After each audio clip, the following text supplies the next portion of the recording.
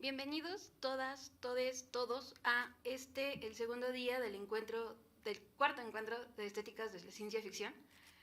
El día de hoy teníamos preparada la conferencia magistral del escritor Edmundo Pasoldán. Sin embargo, dadas las contingencias técnicas que hemos presentado el día de hoy, esto se va a ver de momento aplazado. Esperamos que se pueda consolidar, que podamos comunicarnos con él, dado que él está en Nueva York, del modo más ciencia ficcional posible. Estamos esperando que haya este contacto. Para ello, y dado este cambio tan brusco, he invitado a dos miembros del seminario a acompañarme hoy a hablar un poco de la obra, de la relevancia de este autor y de la razón por la que lo invitamos para estar el día de hoy aquí. Primeramente voy a leer la reseña que teníamos sobre el autor, su semblanza, para entrar un poco en contexto, y a continuación les cederé la palabra y generaremos un pequeño diálogo, una pequeña mesa de diálogo donde podamos hablar de todo este mundo pasoldiano que es tan intrigante y que, de hecho, si han seguido ya el encuentro y si ya han visto el programa, es un hombre que continuamente ha salido dentro de las investigaciones que se presentan aquí. Bien, Edmundo Pasoldán es escritor, nació en Bolivia en 1967, es profesor de literatura latinoamericana en la Universidad de Cornell, es autor de 11 novelas, entre ellas Río Fugitivo, de 1998, La materia del deseo, del 2001, Palacio quemado, del 2006, Norte, del 2011, Iris, del 2014, Los días de la peste, 2017, Allá afuera hay monstruos, del 2021, y los libros de cuento La máscara de la nada, de 1990, Desapariciones, de 1994, Reunidos con desencuentros, de la misma editorial, Amores imperfectos, de 1998, Billy Ruth, 2012, Las visiones, 2016, La vía del futuro, 2021. Estos tres últimos publicados en la editorial Páginas de Espuma. Ha coeditado los libros Se habla español, en el año 2000, Bolaño salvaje, del 2008. Sus obras han sido traducidas a 11 idiomas y ha recibido numerosos premios, entre los que destaca el Juan Rulfo de Cuento, de 1997, y el Nacional de Novela en Bolivia, en el 2002. Bien, hablar de Edmundo Pasoldán es hablar de muchas cosas. Él ha tenido una obra muy prolífica, es un gran narrador, ha escrito tanto realismo como ensayo como ciencia ficción, que es lo que nos tiene hoy aquí. Creo que una de las razones por las que su obra es tan relevante es que tiene que ver con situaciones de violencia, con la idea o la particularidad de adentrarse en las tradiciones narrativas latinoamericanas más relevantes, también de confrontarlas. También ha tenido la habilidad de poder hablar incluso sin tener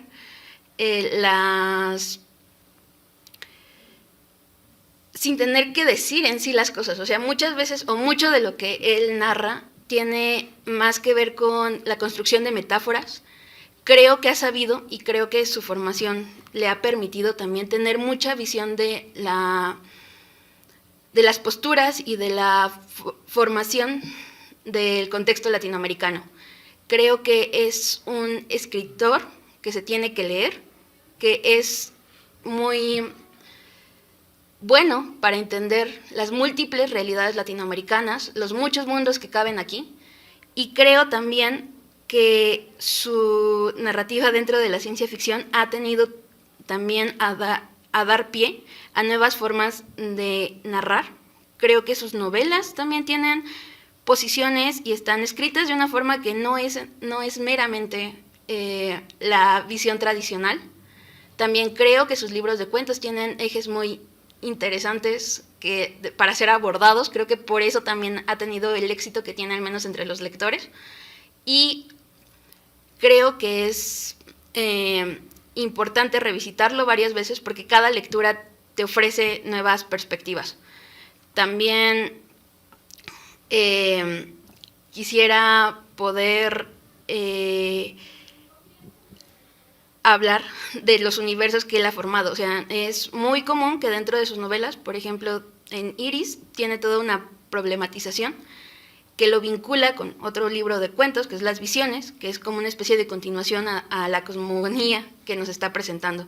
Igual, este mismo tipo de ecos se ven reflejados en distintos cuentos, dentro de La Vía del Futuro, dentro de La Mirada de las Plantas, y estos ecos siempre nos llevan a las problemáticas del presente, de esta región nuestra, y por ello también quisiera darle la palabra a mis compañeros para poder hablar más específicamente de dos novelas, que es Iris, un poco sin hablar tanto de Las Visiones, para no salirnos tanto del tema, y de La Mirada de las Plantas, con mi compañera María Teresa. Primero, a todo esto me gustaría mencionar, o quisiera que Manuel, María Teresa, nos comentaran un poco sobre qué fue lo que les pareció más atractivo de, digamos, de estas obras. Bueno, en la parte que es de Iris, que por cierto fue una recomendación tuya, en el sentido de justo explorar un universo que se mostraba de un delay. Que se muestra no solo en términos de una como extrapolación de la realidad, sino que estaba en sus propios términos y sin embargo podías entender o reflejar cuestiones que están vigentes o las cuales nos están de una u otra manera tocando todo el tiempo. Y digo tocando porque es una novela muy sensorial en muchos sentidos. O sea, no solamente de una manera en la cual admites estos parámetros de la violencia, por ejemplo, ¿no? O sea, atraviesa muchísimo más y empieza a nombrar los cuerpos. Y empieza a nombrar los cuerpos en diferentes códigos y con diferentes registros, que creo que es lo que más me impresionó de la novela de Iris, o creo que es muy interesante de analizar, porque genera no solamente el registro cartográfico del mundo que está planteando en Iris, sino que también hace todo este mapeo de las sensorialidades y de las sensibilidades y sentires y pensares de cada uno de los personajes que ubicas dentro de toda la novela. Creo que esa es una de las cuestiones que más me llamó la atención dentro de Iris, pues. Bien, esto que menciona Manuel es como muy relevante justamente porque Iris surge como una propuesta, iba a ser una propuesta que el autor tenía para hacer una trilogía que hablara de la violencia en Estados Unidos. Bien, parte del problema que tenemos en este momento y de esta mesa improvisada tiene que ver justamente con que Edmundo Paso Aldana ha vivido ya bastante tiempo en Estados Unidos. Actualmente se encuentra en Nueva York. Y esta trilogía se planteó como una obra realista. O sea, en la primera parte iba a hablar sobre la violencia de las armas en Estados Unidos, la segunda parte es norte, sobre la violencia fronteriza, y como tercer eje iba a hablar de la violencia de la guerra, en este caso en Medio Oriente. Sin embargo, el autor, al hacer su trabajo, encontró como estos ecos que reflejaban y que le daban la postura o la posibilidad de desarrollar esta trama en el entorno latinoamericano. Regresó a un poco las violencias coloniales, al saqueo minero, al extractivismo minero, y entonces planteó Iris como una isla, muy a la manera de las utopías clásicas, ¿no? Aquí esta isla, en Bolivia, y utilizó muchos recursos de estudios sociológicos, antropológicos, para retomar a dioses olvidados, para plantear nuevos lenguajes, propuestas de lenguaje, alteraciones que se pueden ver reflejadas, digamos que en el presente latinoamericano, pero también en las visiones que podemos tener hacia mundos alternos. Esto también ha generado mucho interés, por ejemplo, en la posición hacia cómo nos imaginamos el futuro de América Latina digamos que en la situación actual en la que nos encontramos. Frente al saqueo, todavía hay resistencia, y creo que es algo que nos atraviesa de forma constante y nos presenta posibilidades a esta violencia, pero también nos presenta mundos deprimentes Ok. Bueno, ya tuvimos el contacto con el autor, entonces creo que podremos seguir con esta mesa. Ah, ok. Bueno, todavía tenemos un breve tiempo, perdón. Todo esto es parte de la improvisación, entonces en improvisación tienes que ir sobre la marcha. Es también para generar más preguntas si tienes sobre las novelas, Iris. Y creo que hay una... Ya mira, ya se conectó, entonces creo que le puedes dar la bienvenida. Bien. Hola Edmundo, perdón por... como no lográbamos tener la colección, empezamos a improvisar un poco sobre tu obra. Espero... Ah, perdón, ¿bueno?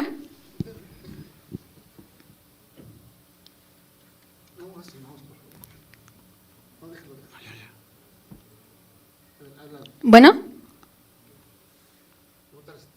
¿Me escuchas? Sí, perfectamente. Ah, bien, perdón. Dadas las circunstancias técnicas, empezamos a hacer una improvisación sobre tu obra. Ya leímos tu semblanza. No sé si quisieras comenzar. ¿Alguien me va a presentar o ya directamente comienzo? Ya te presentamos. Ok, entonces simplemente comienzo ya. Por favor. Ok, muy bien. Muchísimas gracias por la invitación y disculpen por los problemas técnicos y horarios. He cambiado un poco el título de la ponencia. Se llama Formas de narrar la crisis ambiental en la ficción especulativa latinoamericana. Puedo compartir pantalla, ¿no? Dile que sí. Sí. Sí, sí. Bueno,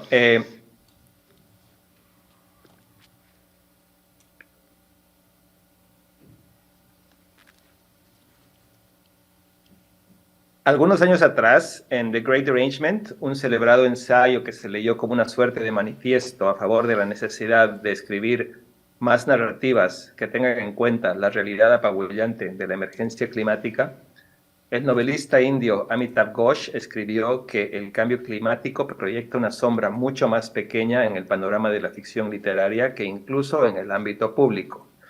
De manera contundente dijo, es como si en la imaginación literaria el cambio climático fuera de alguna manera similar a los extraterrestres o los viajes interplanetarios. No es casual la última imagen, porque Ghosh está hablando en su ensayo de la ficción seria, entre comillas, literaria, realista, en oposición a ese género que se ha ocupado tanto de viajes interplanetarios y extraterrestres, la ciencia ficción. De hecho, Ghosh sugiere que la ocurrencia de algo muy improbable en la vida real, un tornado, un huracán, un terremoto, corre el riesgo de ser desterrado a las viviendas más humildes que rodean la casa solariega y que ahora han llegado a ser llamadas fantasía, terror y ciencia ficción. En otras palabras, en The Great Derangement, Ghosh reconocía que mientras el realismo no se preocupaba tanto del cambio climático, la ficción especulativa sí lo hacía. Podía haber sido interesante que Ghosh llegara al corolario obvio, que la ficción especulativa, con todo lo entretenida y escapista que puede ser, siempre fue una serie de géneros preocupados por los cambios sociales y climáticos a escala planetaria y que por lo tanto merecía ser tomada más en serio. Pero no, Ghosh no quería romper una lanza a favor de estos géneros populares, sino más bien reclamarle sus faltas a la ficción, entre comillas, seria. Hay en sus páginas, sí, una excepción no realista. Los elogios que le hace al realismo mágico y su preocupación por el clima. El realismo mágico le merece esa atención porque desde Carpentier y García Márquez en adelante ha sido visto como ficción seria, del mismo modo que la literatura fantástica de Borges también lo es. Hay otras cosas que reclamarle a Ghosh en este ensayo, por ejemplo, que quizás no es que la literatura realista no haya estado interesada en el cambio climático o en el calentamiento global, sino que más bien nuestra forma de acercarnos a los textos no se haya enfocado en este tema porque no se lo consideraba urgente. Por dar un ejemplo personal, durante muchos años yo enseñé un cuento clásico del escritor peruano Julio Ramón Ribeiro, Los gallinazos sin plumas, en un seminario de literatura andina. En ese cuento, publicado en 1955, me fijaba en la dinámica abusiva del abuelo, representante de los excesos del capitalismo, obsesionado con engordar a su chancho en desmedro de la salud de sus nietos. En una relectura hace un par de años, sin embargo, me di cuenta de ese paisaje contaminado que estaba siempre ahí, el basurero donde trabajan los nietos buscando cosas que sacar para el abuelo. La descripción es impactante, ¿no? Cuando estuvieron cerca sintieron un olor nauseabundo que penetró hasta sus pulmones. Los pies se les hundían en un alto de plumas, de excrementos, de materias descompuestas o quemadas. Enterrando las manos comenzaron la exploración. A veces, bajo un periódico amarillento, descubrían una carroña devorada a medias. No era que no lo hubiera mencionado antes en clase, ¿no? Sino que simplemente no había explorado a fondo las aristas y repercusiones de tener un basurero dentro de la ciudad, ¿no? A diferencia de lo que ocurre en un país como Estados Unidos, en las secciones en Europa en que las plantas donde se trabaja con la limpieza están mucho más separadas del contorno urbano. Los gallinazos sin plumas entra fácilmente a un corpus de textos latinoamericanos que la crítica argentina Gisela Jefes llama ecocrítica urbana, caracterizados por enfocarse en una retórica de los desechos, esto es, lo que se descarta, se recicla y se conserva, y que se vincula a su vez con el problema ya más general de la destrucción y preservación medioambiental. Jefes va más lejos y dice acertadamente que el tema de los sujetos basura, los seres humanos que viven cerca de los vertederos, el de las villas miseria vistas como extensiones de los vertederos, son algunas de las formas con las que el continente latinoamericano ingresa a formar parte de una biopolítica global de los cuerpos en el capitalismo tardío. Por ello, la literatura que narra historias de basureros clandestinos y de seres que viven de la basura, de vertederos tóxicos por no seguir políticas industriales higiénicas, es más bien latinoamericana y clave para empezar a hacer una ecocrítica específicamente continental. Una vez que nos fijamos en el basurero y los residuos como centros simbólicos de la crisis ambiental en el continente, empezamos a verlos en todas partes. En César Aira, en Rafael Pinedo, Verónica Gerber, Mariana Enríquez, Cristina Rivera Garza y Juan Cárdenas, por nombrar algunos autores connotados. Son muchos los críticos embarcados hoy en una relectura del canon latinoamericano a partir de la asunción de una conciencia ecológica, buscando los tropos retóricos y configuraciones discursivas específicas de la forma en que se ha abordado esta problemática, incluso en los años en que, parafraseando al antropólogo brasileño Eduardo Viveiros de Castro, nosotros vivíamos sin el clima. Son necesarias esas nuevas lecturas ecocríticas de un canon no casualmente dominado por la obsesión por el paisaje, el territorio y la naturaleza. ¿De dónde, sino subgéneros enteros dedicados a la novela de la selva, a la novela de la tierra, a la novela de la sequía? La tradicional novela minera boliviana, tan dada a descripciones de la silicosis, esa enfermedad común en los mineros por culpa de la contaminación del aire en la mina, puede hoy entenderse como una novela de la crisis ambiental. También es necesario llevar a cabo el ejercicio que nos plantea Rachel Haywood de repasar nuestra historia literaria y hacer un retroetiquetado de las versiones tempranas de la ficción especulativa que, por nuestra timidez crítica con los géneros populares y la falta de diversificación del mercado editorial, no fueron consideradas así en su momento. Como dice la Caroline Fornoff, ese trabajo crítico es necesario para lograr una comprensión más integral del género especulativo en América Latina, sus posibilidades y propósitos narrativos y el papel del clima en él. Es lo que hace la misma Fornoff con su lectura de Las nubes, el cuento que el escritor modernista mexicano Amado Nervo publicó en 1908. El texto de Nervo, Las nubes, comienza así. Un día llegará para la Tierra dentro de muchos siglos, dentro de muchos años, dentro de muchos siglos en que ya no habrá nubes.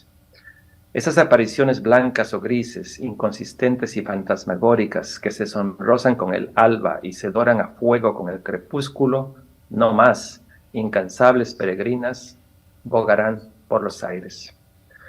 Los grandes océanos palpitantes que hoy ciñen o arrollan a los continentes se habrán reducido a mezquinos mediterráneos y en sus cuencas enormes que semejarán espantosas cicatrices, morará el hombre entre híbridas flores y faunas. Se puede ver un lenguaje claramente modernista en las imágenes de las nubes como sonrosadas con el alba y doradas a fuego con el crepúsculo. Pero el texto de Nervo es también ficción especulativa y se atreve a imaginar nuevas formas de pensar el clima, la extinción y los límites de la representación. En efecto, Nervo no solo nos muestra que nuestra ansiedad ecológica contemporánea no es nueva, sino que el cosmopolitanismo modernista era también capaz de tener la conciencia planetaria que pensadores como Isabel Stengers o Dipesh Chakrabarty nos reclaman para enfrentar la emergencia climática. En el breve texto de Nervo no se detecta una crítica política a los causantes de la situación, aunque sí se menciona que el ser humano es en parte responsable de la crisis, y cito, debido a incesantes filtraciones, el agua en las honduras de la tierra, amalgamada con otras sustancias, tendrá otras propiedades y se llamará de otro modo. Nervo es un adelantado, pues son pocos los escritores que por entonces podían pensar que los cambios en el medio ambiente no ocurrían solamente de manera natural. El antropoceno ya había llegado, pero no una forma de pensar antropocénica. En las últimas décadas, de fines de los 90 en adelante, las ficciones del clima más sobresalientes han tenido una clara conexión con situaciones políticas o se han animado a hablar más directamente de las responsabilidades políticas. Pienso, por ejemplo, en la trilogía de la destrucción de la cultura del argentino Rafael Pinedo, cuya novela más conocida es Plop, del 2004. Como otras ficciones argentinas de ese periodo, el mundo posapocalíptico de Plop puede entenderse como una respuesta a la crisis de la década neoliberal de los 90, que hace eclosión en el 2001. El autor imagina el futuro devastado a partir de los desastres del presente, años de ajuste económico y corralito. Pero eso no ocurre solo en la Argentina, sino también a lo largo del continente, como lo ha estudiado Andrew Brown en Cyborgs en Latinoamérica. Los futuros distópicos que imagina la ciencia ficción latinoamericana de entre siglos apuntan a una crítica social del modelo de desarrollo neoliberal convertido en hegemónico. Vuelvo a Plop y a la basura. El gesto brillante de Pinedo es encontrar en los recicladores que deambulaban por las grandes ciudades argentinas del periodo, hurgando en la basura y recolectando residuos para sobrevivir, una gran metáfora de la crisis. Porque eso es lo que son los personajes de las tribus nómadas de la novela, recicladores de los restos del desastre. Plop narra un desastre medioambiental, un apocalipsis ecológico en el que la radiación cruza el aire y contamina los ríos, produce cáncer y mutaciones en los humanos. La planicie que habitan los humanos está marcada por la devastación ecológica, y cito, se camina sobre el barro entre grandes pilas de hierro, escombro, plástico, trapos podridos y latas oxidadas. Entre las pilas de basura se encuentra de todo. La mayor parte es hierro y cemento, pero hay mucha madera también, y plástico, de todas las formas, y tela, casi siempre medio podrida, y aparatos, que nadie sabe para qué son o fueron. El narrador insiste más adelante, el paisaje era siempre el mismo, barro, hierro retorcidos, cascotes, basura, algún arbusto. Se vive sobre la basura, los recursos naturales escasean tanto que la gente se pone a adorar un árbol porque es el único que encuentra en la región. Plop no ha visto jamás un árbol y cuando quiere dibujarlo no puede, es incapaz de imaginarlo.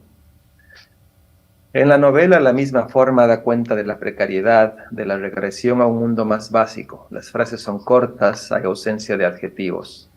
El lenguaje se transforma. El uso de eufemismos, de palabras relacionadas con la economía, como usar o reciclar, muestran la ideología, la forma en que el sujeto económico neoliberal es internalizado. En la sociedad de consumo del capitalismo tardío en América Latina, el hombre basura, el que vive cerca de los basurales y vive de la basura, es el símbolo de la biopolítica de los cuerpos en funcionamiento. Pinedo vuelve literal esta idea.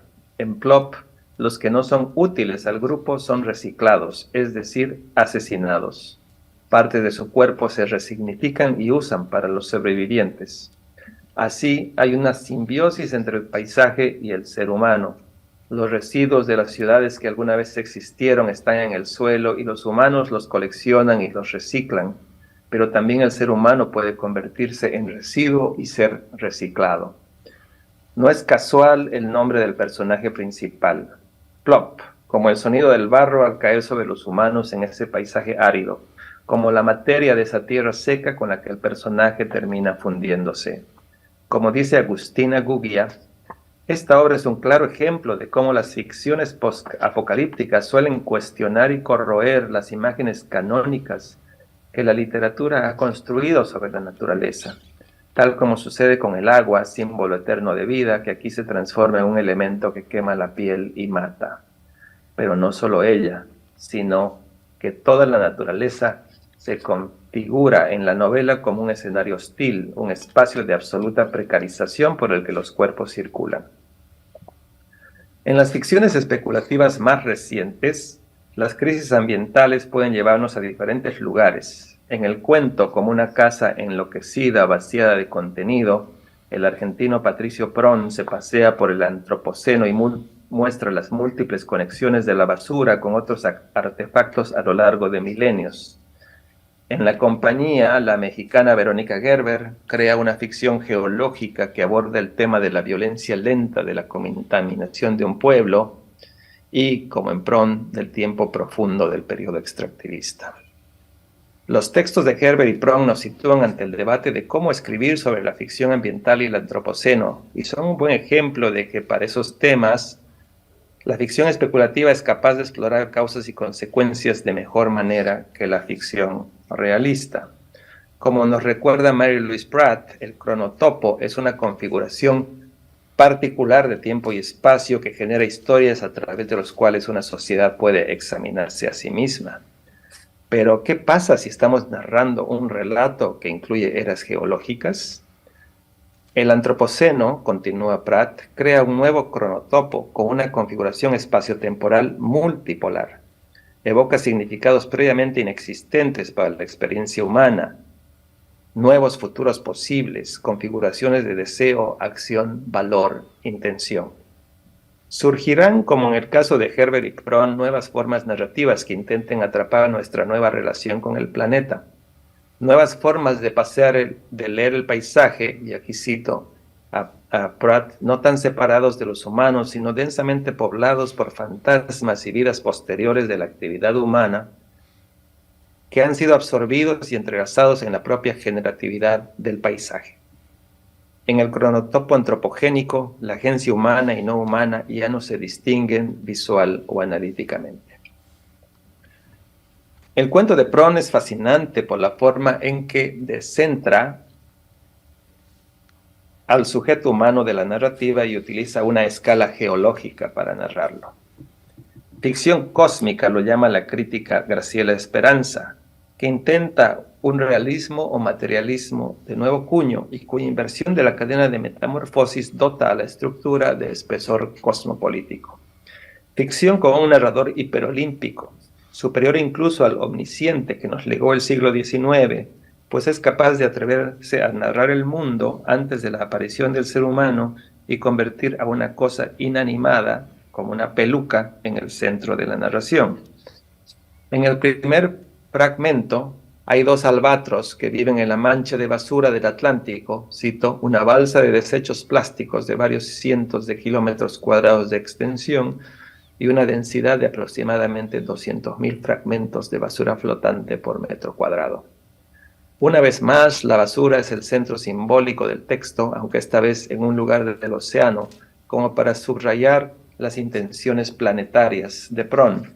Estamos lejos de los gallinazos sin plumas y de su especificidad limeña. El cuento narra la historia de un objeto, una peluca, y su viaje a través de múltiples vicisitudes, desde antes de que fuera una peluca, a partir de la materia orgánica que sirvió para constituirla, hasta cuando ya ha dejado de serlo y es parte de la isla de basura en el Atlántico. Los albatros picotean distintos desechos de la sociedad industrial, el filtro de una aspiradora, una llanta, hasta que de pronto uno se atraganta con algo y termina por soltar, cito, una hebra finísima que sale de su pico en un amasijo de pelos plásticos a los que hay enredados conchillas y jugos gástricos. Esa hebra es lo único que queda de la peluca. Después, el cuento retrocede en el tiempo hasta encontrarse con diferentes dueños de la peluca.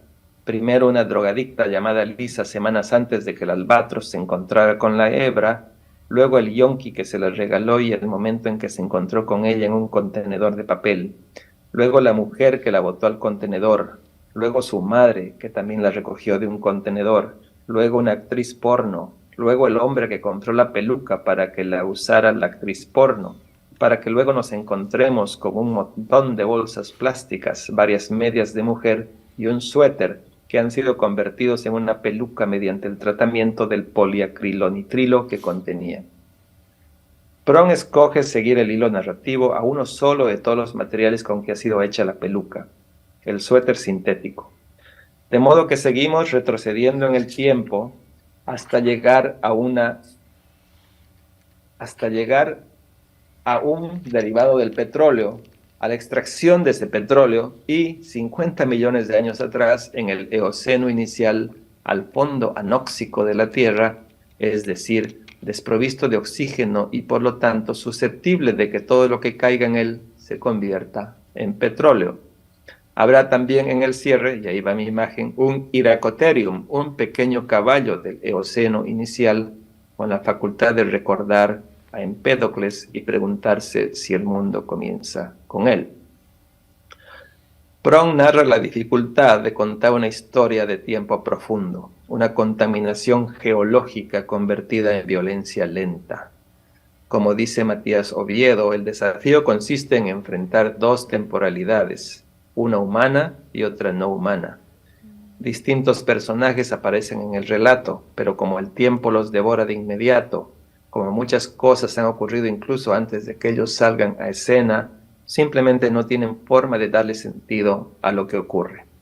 Si el cuento realista tradicional busca el sentido de los acontecimientos a partir del conflicto entre los personajes, el cuento especulativo de Pron indica que a la hora de narrar a escala geológica las armas tradicionales del cuento no funcionan. Se trata de una paradoja. Cuando los seres humanos se convierten en fuerzas geológicas impersonales, el individuo pierde la capacidad de afectar el curso del relato. Lo que tenemos entonces, dice Oviedo, es una serie de acontecimientos que no pueden conceptualizarse como tales y un proceso en particular que destaca por su lentitud, la formación del aceite que luego se utilizará para producir la peluca. El cambio de materia orgánica a materia inorgánica es innegablemente un cambio de estado, pero su lentitud hace imposible llamarlo acontecimiento, pues no permite ser presenciado, es un proceso imperceptible. La lentitud de este proceso obstaculiza su narrabilidad, su capacidad de ser narrado. A medida que las ideas sobre la devastación ambiental a través de la violencia lenta y la escala geológica necesaria para narrar la emergencia climática se vuelvan más familiares y relevantes, los escritores deberán extremar recursos para estar a la altura del desafío narrativo. La ficción especulativa, como lo muestra el cuento de Pron, es suficientemente elástica para jugar con la escala planetaria de los acontecimientos, admite a un narrador hiperolímpico, pero aún así le cuesta incorporar al relato los procesos geológicos que deben ser narrados tomando en cuenta el tiempo profundo en el que transcurre. Verónica Gerber es otra escritora que se enfrenta al desastre ambiental a escala geológica y haciendo uso del tiempo profundo y la violencia lenta. Sus estrategias son diferentes a las de Pron, pero también cuestionan las formas tradicionales de narrar y sugieren que es necesario cambiar los paradigmas de escritura heredados en buena parte del siglo XIX. En La Compañía, su libro objeto, Gerber nos ofrece diferentes acercamientos a la contaminación de un pueblo mexicano por parte de una mina de mercurio. La primera parte es una reescritura del Huésped, el cuento más conocido de Amparo Dávila. La segunda, un intento de narrar la historia de la mina de mercurio a través de materiales científicos y académicos.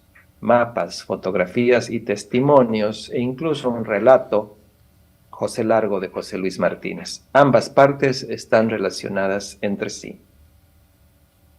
Se puede leer La Compañía como una historia de horror gótico sobre la forma en que los elementos contaminantes de una mina se apoderan de un pueblo mexicano a lo largo de varias décadas, y de cómo esa insidiosa apropiación es el capítulo contemporáneo del largo periodo extractivista del capitalismo en América Latina, la versión más explícita del antropoceno en el continente.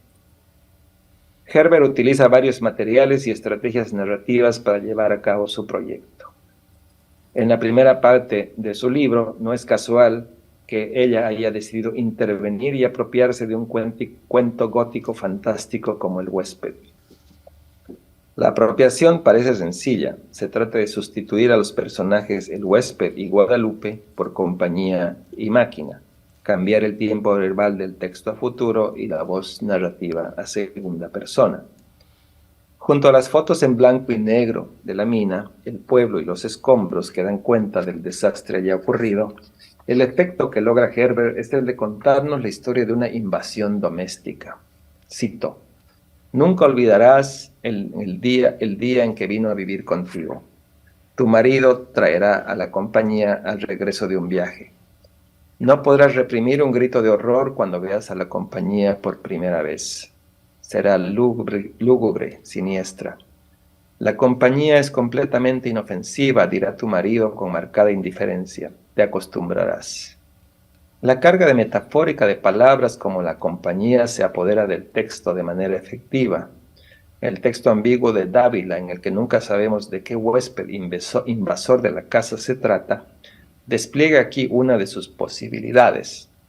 La compañía es una de las formas del hiperobjeto, esa cosa que se distribuye masivamente en tiempo y espacio en relación con los humanos, e involucra una temporalidad radicalmente distinta de las temporalidades a escala humana en la que estamos acostumbrados, como dice Timothy Morton. El hiperobjeto es viscoso, se pega a nosotros y no nos podemos desprender de él como cualquier material radioactivo. Socava seriamente la noción de un allá lejos. Fuera de la vista ya no es fuera de la percepción, porque si uno los entierra en la montaña Yucca, sabe que se filtrarán en la napa subterránea. ¿Y dónde estará esa montaña en 24.100 años? Esta historia tiene una segunda parte en La Compañía, en la que nos enteramos de qué trata el hiperobjeto. A través de casi 100 fragmentos, Herbert nos cuenta la historia de la mina y las repercusiones de la contaminación en el pueblo. A veces los fragmentos son de pura información científica, clima, vegetación e hidrografía, estoy citando. El clima en la región es principalmente seco y extremoso, con temperatura elevada hasta de 36 grados en promedio de mayo a julio. Otras veces la narradora nos da detalles del relato, como que entre 1935 y 1936 se descubrió el afloramiento que dio origen a la explotación de la mina de mercurio, y que la noticia de que el yacimiento era un rico filón de cinabrio con alto contenido de mercurio se esparció rápidamente por la región. Herbert nos cuenta las subidas y bajadas de la mina de acuerdo al precio del mercurio en el mercado internacional. De a poco menciona noticias inquietantes como el suicidio de un minero o el hecho de que algunos muestran síntomas de intoxicación con mercurio. El fragmento 41 es breve. El mercurio se queda en el ambiente, biodisponible. Produce falla renal y locura cuando es muy grande la intoxicación. Hay un momento en el que te llega a provocar daños mentales. Para los años 80 se menciona que, cito, la mina cerró definitivamente porque hubo denuncias del sector salud. Un día las personas del pueblo empezaron a tener cefaleas, niños y adultos, y aparte de los dolores de cabeza, sangraban por la nariz. En el fragmento 85 la narradora cuenta, decían que en las minas había duendes verdes chiquitos. Me atreví a preguntarle un par de veces a mi tío y me respondía con miedo. No me acuerdo, decía. Yo creo que ellos ya estaban muy intoxicados y empezaron a ver cosas. En medio de ese paisaje de violencia geológica lenta, Herbert incluye otros detalles que completan el panorama. Por un lado están los rumores de la presencia de desechos nucleares en Nuevo Mercurio. Por otro, las menciones a que en el lugar han caído con frecuencia meteoritos. Así, entre la radiación nuclear y la presencia de material extraterrestre en el ambiente, se sugiere que son varias las posibles formas que puede tomar la contaminación de un lugar. Pero Herbert apunta a un enemigo más familiar. Y aquí está en inglés porque es una cita que en el texto está en inglés de un historiador y traduzco aquí como: todos los gobiernos latinoamericanos han promovido la expansión de actividades extractivas como una muestra para formas de estimular el crecimiento económico y apuntalar las finanzas públicas, más allá de su orientación política e ideológica. El texto indica que después de la contaminación se encontró durante la inspección tambos con bifenilos policlorados, compuestos producidos por Monsanto, la compañía Monsanto, que al ser liberados causan efectos adversos inmediatos o retardados en el ambiente por bioacumulación y o efectos tóxicos retardados en el ambiente. Investigaciones más recientes han concluido que los BPC son cancerígenos. Estoy entrando ya a la parte final de la presentación. Debido a la falta de leyes ambientales, la empresa utiliza BPC en los hornos de retorta, pues es mucho más barato que el diésel. Los pobladores del lugar, que no sabían que el BPC era un poderoso elemento tóxico, lo utilizaron también para las cercas y techos de sus casas. Solo a principios de este siglo, después de muchas enfermedades y muertes, se llevaron a cabo acciones de contención de la contaminación en el pueblo. Pese a ello, la exposición de la comunidad a los BPC continúa y se ha vuelto crónica. La compañía es explícitamente un relato sobre el neoextractivismo como la cara más visible del antropoceno en América Latina. Y aquí también hay otra cita en el texto en inglés, en el fragmento 91, que ahí abajo está traducido. El lema de este fenómeno es neoextractivismo, donde neo señala un cierto grado de continuidad con las tendencias históricas que comenzaron con la conquista y colonización de América Latina y África hace 500 años. La escala y el ritmo de las actividades extractivas han alcanzado niveles sin precedentes desde principios del siglo XXI, mientras el capital recorre el planeta en busca de inversiones especulativas y productivas en el contexto de crisis superpuestas, económica, financiera, alimentaria y ambiental. Herbert no solo está interesado en mostrarnos los hechos en torno a la mina de mercurio y la contaminación de San José Nuevo Mercurio a lo largo de 70 años. También señala que ese es apenas un capítulo de una violencia lenta que puede ampliarse hasta la llegada de los españoles a América del siglo XX. Además, ni siquiera las acciones para frenar la contaminación del BPC son del todo efectivas. Seguiremos viviendo durante mucho tiempo el desenlace de esta historia neoextractivista. Herbert nos muestra que para contarla ya no es suficiente el relato textual con personajes y situaciones dramáticas. La narración se abre a elementos visuales, especula sobre otras opciones, muestra una notable cantidad de datos científicos necesarios para que se entienda lo ocurrido. Si los escritores suelen esconder en sus relatos los resultados de su investigación y convertirlos en acción dramática, Herbert indica que quizás para relatos geológicos especulativos sobre la crisis ambiental es necesario ampliar el panorama y mostrar la ciencia que apuntala a la historia, y dejarse incluso de ambigüedades en cuanto a los responsables del desastre. Los personajes no desaparecen, pero disminuyen de tamaño. El mal, después de todo, afecta a toda una comunidad y un continente. El hiperobjeto contaminante puede ser invisible, pero no por ello es menos efectivo. Ficciones del antropoceno, ambientalistas o climáticas como las de Prohn y Herbert desestabilizan la agencia del ser humano y lo muestran pequeñísimo en la larga escala geológica, o restringido e imponente ante las cosas extraordinarias que ocurren cuando el medio ambiente es afectado. Es como si el tiempo ordinario en el que se suceden los dramas entre humanos estuviera en desajuste con el tiempo geológico de la emergencia climática. Al final, como dice Min Young Song en Climate Lyricism, pareciera como si ser testigo fuera el único papel ético posible para los personajes de estas ficciones, pues en la mayor parte de los casos o son víctimas pasivas de una violencia que no saben qué está ocurriendo en su comunidad o no tienen la perspectiva de larga escala para enterarse de qué va el desastre. Sí, es notable el descentramiento de los seres humanos en estas narrativas y la forma en que el paisaje, estático en tantas novelas, adquiere vida y un rol fundamental en Prohm y Gerber. Estos escritores nos hacen prestarle atención al mundo de una manera más minuciosa. Algunas asignaturas pendientes pueden ser las de lograr que los personajes de estas narrativas recuperen una mayor agencia ante el desafío abrumador al que se ven sometidos y que las culpas y responsabilidades políticas de la crisis ambiental no se desdibujen.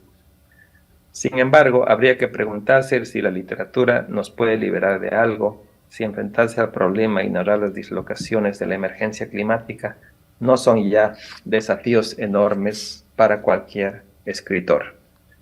Y concluyo aquí.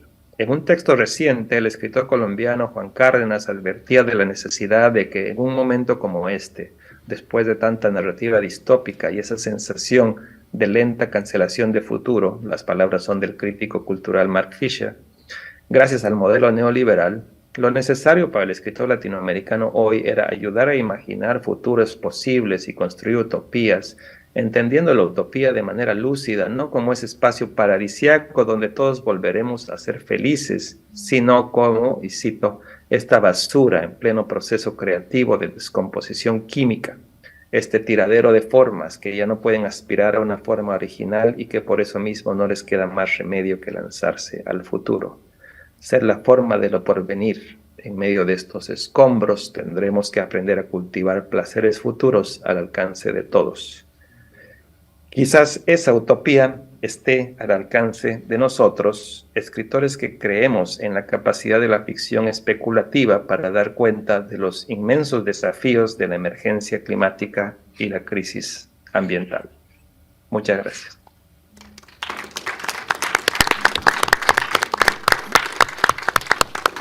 Muchas gracias, de verdad ha sido una presentación estupenda. Para continuar con esta mesa, quisiera, y no tomar más tiempo, quisiera abrir a algunas preguntas de los presentes o de las personas que nos están viendo.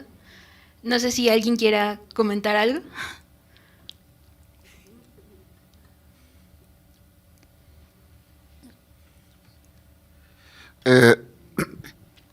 Dentro de todo lo que podemos como analizar o alcanzar y dentro de lo que no, pero como decías, estos hiperobjetos y estas formas en las cuales inclusive nos rebasa más allá de la experiencia cotidiana, ¿no? Esta forma en la que tenemos que investigar más para poder hacer como estos alcances. Sí me gustaría como que ahondaras más en este papel de lo que es este materialismo cosmopolítico de la basura, por ejemplo, ¿no? Estos desafíos de entender más allá del tiempo profundo, ¿no? O sea, porque si algo que hemos estado como checando en estas mesas es que para dar las advertencias ya no tenemos más tiempo. Una de las conclusiones de ayer es de que estamos escribiendo sobre emergencia climática cuando ya tenemos menos de 10 años para ya entrar como en algo muchísimo más ominoso, por decirlo de alguna manera. ¿Qué piensas acerca de ello? Bueno, sí, en efecto, es una pregunta muy importante que va al grano de la crisis, ¿no? Yo he visto cómo ha ido cambiando la misma terminología, ¿no? Aquí digo yo el cambio climático, pero pues últimamente ya se habla de la ruptura climática, ya de cambio a ruptura, ¿no? Ya no a veces creo que por usar palabras muy amables la gente no se ha dado cuenta de la magnitud del desastre, ¿no? En el caso específico de Latinoamérica, yo creo que aquí, bueno, a mí me interesó mucho el trabajo de esta crítica argentina Gisela Yepes, porque precisamente ella es la que menciona de que muchas veces pensamos que la cuestión, digamos, la ecocrítica, en general, hay gente que todavía tiene una imagen muy bucólica de la ecocrítica, bucólica en el sentido de que se refiere más que nada al paisaje, a la naturaleza, a lo que está en el espacio del campo o de la selva o lo rural, cuando también creo que tiene que aplicarse hoy, como tú bien lo has dicho, tiene que aplicarse también a los espacios urbanos, ¿no? Si tú piensas en la contaminación que en los últimos meses ha recorrido la Ciudad de México, inmediatamente piensas en radiación o en polvos contaminantes o en la cantidad de gente que está muriendo por esta cuestión de un ambiente que no es limpio. Pues claramente ahí hay un problema de ecocrítica urbana que debemos trabajar y que las ficciones, creo, los escritores debemos tratar de incorporar en nuestro trabajo. No son esas, o sea, no es algo que está muy lejano a nosotros, ¿no? Muchas veces, digamos, en América Latina, casi en todas las ciudades, por ejemplo, yo vengo de Cochabamba, en Bolivia, y siempre he sabido que el basurero, el vertedero municipal, está en el kilómetro 7, ¿ya? En el kilómetro 7, cuando yo era niño, el kilómetro 7 en una ciudad de 4 o 5 kilómetros eran las afueras de la ciudad.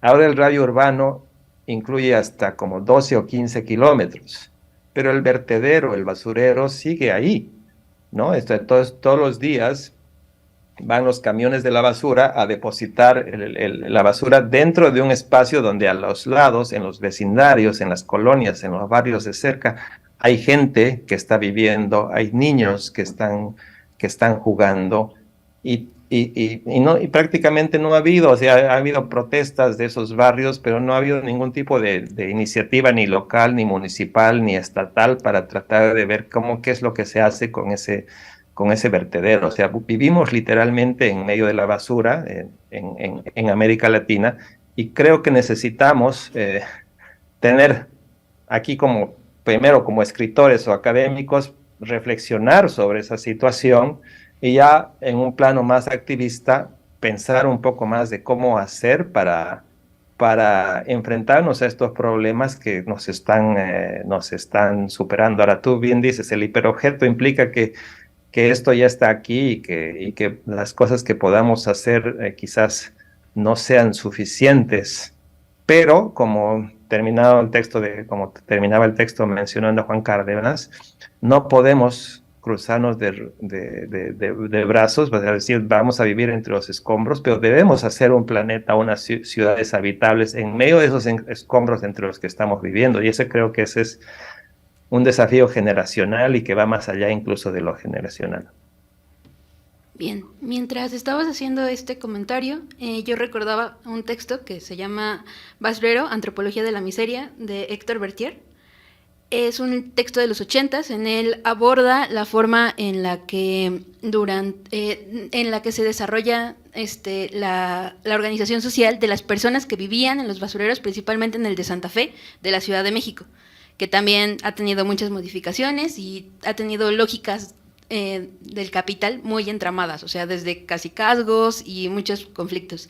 Y algo que me llamaba mucho la atención era justamente cómo dentro de este basurero un culto a la Virgen y había fiestas, festividades, celebraciones dentro del basurero. Creo que ese es un gran ejemplo de lo que América Latina ha mostrado como resiliencia, de nuestra forma de adaptarnos a estas pérdidas de espacios y de mundos y construir otros lugares y otros espacios. Y esto también me parece importante y quisiera preguntarte sobre la dimensión afectiva en estas escrituras de crisis, porque era algo que también ayer estábamos abordando en las distintas mesas, sobre la necesidad de construir desde la comunidad, desde los afectos, desde otros espacios que no necesariamente nos llevan a la distopía, la entropía y el caos absoluto.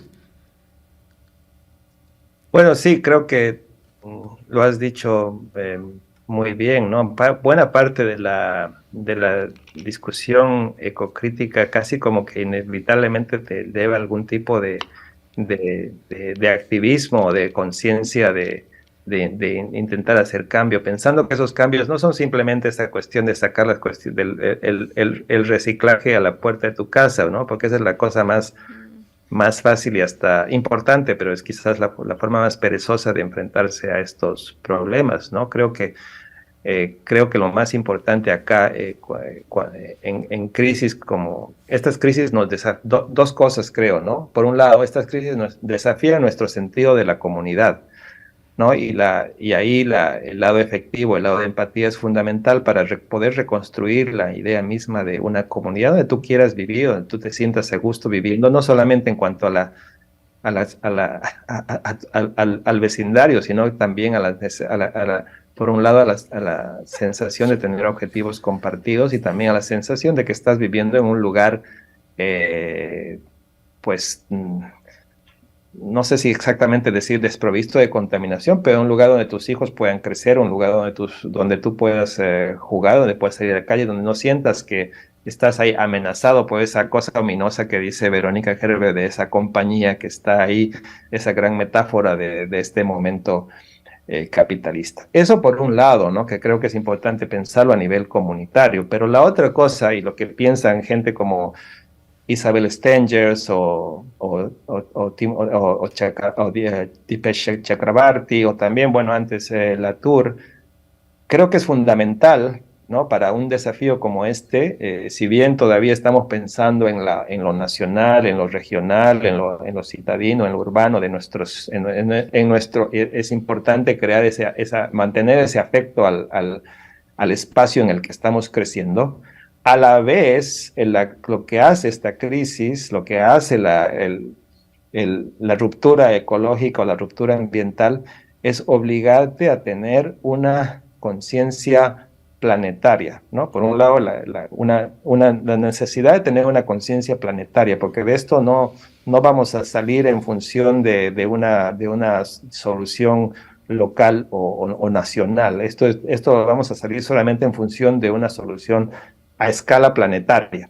Eso por un lado. Y por eso es también importante pensar en el otro concepto, que es el de la cosmopolítica, porque esa cosmopolítica, la política siempre la hemos entendido como algo entre humanos, ¿no? Yo creo que hay que ampliar, expandir eso. La cosmopolítica es aquella que nos va a poder permitir a pensar en las relaciones entre los humanos y los no humanos, o sea, los animales y las plantas y todos aquellos seres que configuran o que conforman el planeta y que comparten el planeta con nosotros. Bien. ¿Alguien tiene alguna? Por favor. Gracias, Edmundo. Muchísimas gracias. Yo te vi presentar en Madrid sobre el cuento de Prohn en Casa de Américas hace un año y me gustó muchísimo la conferencia. Mi pregunta tal vez es es un comentario más mundano, pero cuando leo la obra de Herbert, sobre todo la compañía y Otro Día, que es el poemario que sacó el mismo año que la compañía, y estás pensando en las nuevas formas de narrar, lo que me resalta mucho a su obra es su intertextualidad, porque ella es una artista que se llama o se autodenomina un artista que escribe, ¿verdad? Y al leer tanto el poemario como el libro de la compañía, ella escribe tal vez 5% de ambas obras, ¿no?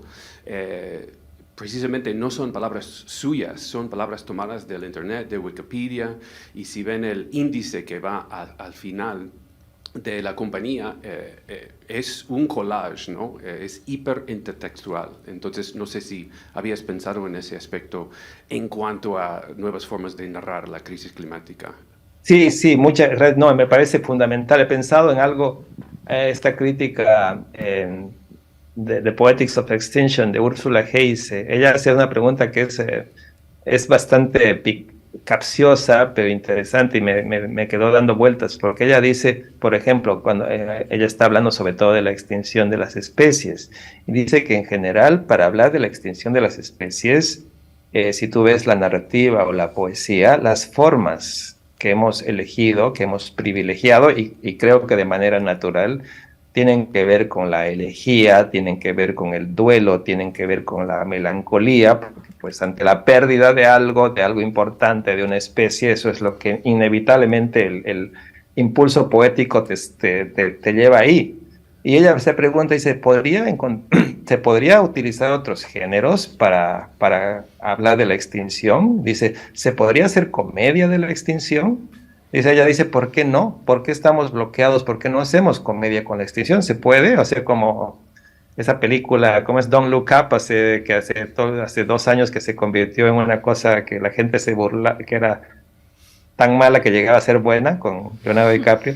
O también dice Úrsula G. dice, se puede hacer, por ejemplo, hablar de la extinción a partir de una cosa narrativa a partir de las databases, de las bases de datos, por ejemplo, de la Red List de las Naciones Unidas, que va la lista roja esta que va sacando, tú vas entrando y vas hablando de especies y la especie que consultas te dice amenazada, extinción, vulnerada, extinta, en buen estado, y hay como listas, ¿no? De todo, y dice, podríamos contar una historia a través de una lista. Entonces, la idea es pensar otras formas también, que justamente este momento de desafío que te tiene que obligar a trabajar otras formas narrativas, y creo que eso es lo que a mí, una de las cosas que me interesa de lo que hace Herbert, porque ella hace, Verónica, lo que hace en este texto, hace cosas que, por ejemplo, no sé, pues yo hubiera pensado otro momento que no haría. Entonces, tú haces toda esta investigación sobre las minas, la escondes, ¿no? Los datos estos científicos, y luego pones estos personajes y entras a las minas y puedes contar una narrativa sobre estos mineros que comienzan a sufrir estos males, o este pueblo que comienza a sufrir estos males. Pero ella, en vez de esconder estos datos, los expone, datos científicos, desde compuestos químicos hasta cuestiones meteorológicas, hasta cuestiones de los meteoritos y todo eso.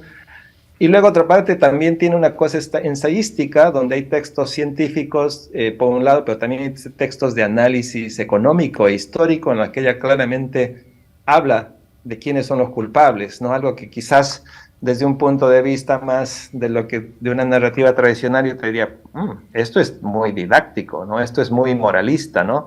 Pero quizás este momento, este tipo de problemas te lleve a ese tipo de reflexiones, y que quizás estos textos sí necesitan una moral de esta historia. Sí hay que decir quiénes son los agentes responsables de esta crisis, ¿no? Quizás no es lo mismo que una situación normal en que hay que hablar de, no sé, de un problema, de un matrimonio en un cuento realista, ¿no? Sino quién es el culpable, sino quién contaminó este pueblo en México. Por un lado, es una narrativa, pero también es una historia de no ficción que nos implica, y creo que ella lo hace muy bien a través de esa intertextualidad que tú mencionas, o de ese collage tanto de imágenes como textos que van armando esta historia, de textos literarios y no literarios. Bien, ya estamos casi sobre el tiempo. Creo que advertiría solo una participación más. No sé si alguien quisiera comentar algo. Si no, yo tengo una. Okay. Oh, sí, pero es como... Anímense. Bueno, Sí. en realidad... No necesitas micrófono para que te escuche. Sí. Bueno, porque están transmitiendo. Exacto. Sí.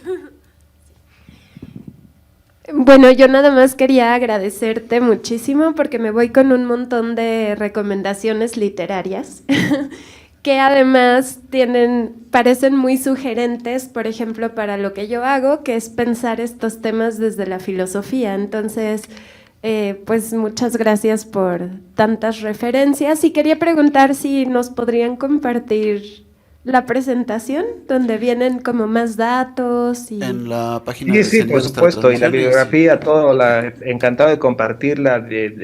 Dígame a qué email mando, al mismo email de donde desde la invitación, puedo mandar ahí el texto. También puedo mandar el PowerPoint que acompaña las imágenes, para que no se aburran ustedes, pues ese PowerPoint. Pero sí, por supuesto, encantado de compartir el texto. Muchísimas gracias me alegra que te haya servido.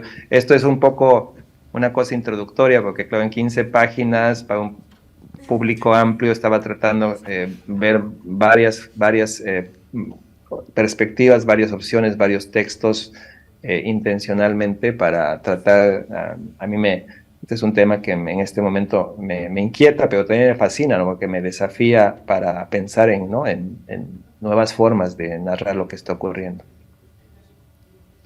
De nuevo, te agradecemos muchísimo. Creo que ha sido súper prolífico. Creo que todos nos vamos con muchas cosas por pensar, con muchas preguntas y con muchos textos para leer. Entonces, No, muchísimas gracias a ustedes por la invitación y disculpen al comienzo por los problemas de conexión. no, no hay problema. A todos nos toca improvisar. Creo que es algo muy latinoamericano. ir Parte sobre- de la emergencia. Bueno, muchas gracias. Gracias.